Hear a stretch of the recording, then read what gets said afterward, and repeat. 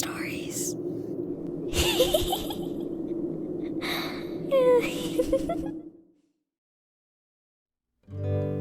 Thunder Ramirez. Numerous folkloric stories stem from the fact that during epidemics, many people in this area were buried alive. Because of the lack of competent doctors, a deep coma was often diagnosed as death. The legend of Thunder Ramirez started around 1918 during the Spanish flu. Romero Ramirez was a giant of a man, 6'6", hands the size of a shovel, shoulders like a wall, and a voice that could be heard for miles, hence the nickname Thunder. During the epidemic, the first ones to fall are the biggest ones. So it was with Thunder. He was the one of the first victims in the village of Oil Town. Relatives and friends came to the traditional wake.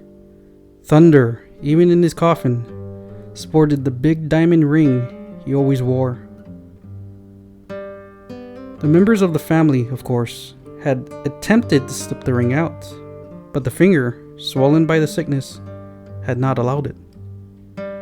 That night, the town people came to pay their respect.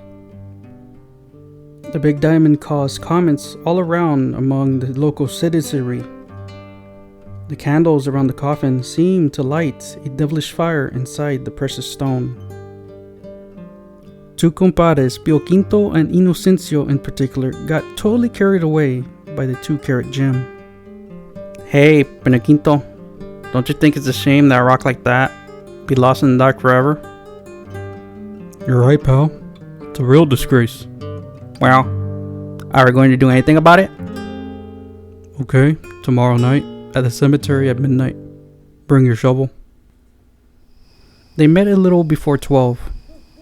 The two men shoveled the loose dirt for about half an hour. They finally reached the casket. Thunder Ramirez, who had been in a coma, was slowly coming back to his senses.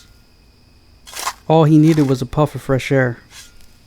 When the two men opened the casket, the fresh oxygen revived him completely. He sat up abruptly in his coffin and let out a roar that reverberated all the way to the Sierra Madre in Monterrey. The two friends passed out cold on top of the pile of dirt. In a few moments, the entire Oil Town population was at the gravesite. They first thought Thunder was coming back to haunt them. They found him sitting in his coffin and soon realized that the poor man had been buried alive.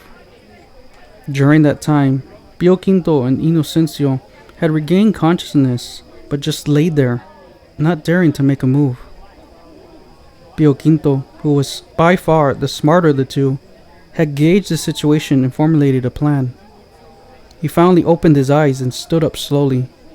The local sheriff was upon him immediately. You have an explanation to give us, Pio Quinto. What were you doing, both of you, in the middle of the night, in the cemetery, with a shovel? The entire village was looking at the gravedigger. It's quite simple, really. It was one of these unexplainable hints one gets once in a while. Last night at the wake, it seemed to my compadre and me that Thunder was not as pale as some other dead people we have seen. We even thought his eyelids fluttered a little as we were looking at him.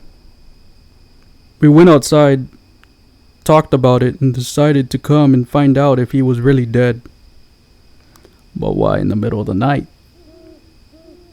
You will understand, Sheriff, that after what the family had gone through, we did not want to give them false hopes. One has to be discreet, you know. Pio Quinto and Inocencio became instantly the town heroes. Thunder Ramirez remained eternally grateful to them.